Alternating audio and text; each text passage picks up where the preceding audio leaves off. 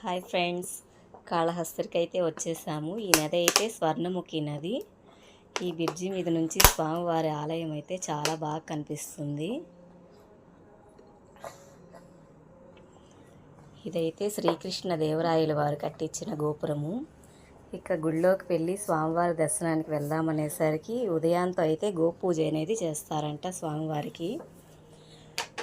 ఈ గోమాతకి అయితే నమస్కారం చేసుకున్నాము. తెల్లవారుజామున 5 గంటలకు అయితే గోపూజ అనేది జరుగుతుందంట శ్రీకాళహస్తిలో. ఇకైతే స్వామి దర్శనం అనేది చేసుకొని స్వామివారు జ్ఞానప్రసన్నంబ తల్లి దర్శనం చేసుకొని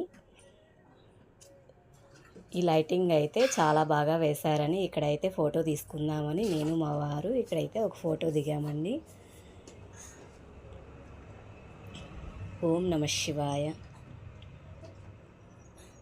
స్వామివారి దర్శనం అయితే చాలా బాగా జరిగింది ఫ్రెండ్స్. Bye friends. నా వీడియో నచ్చిన వాళ్ళు లైక్, షేర్, సబ్స్క్రైబ్ చేయండి.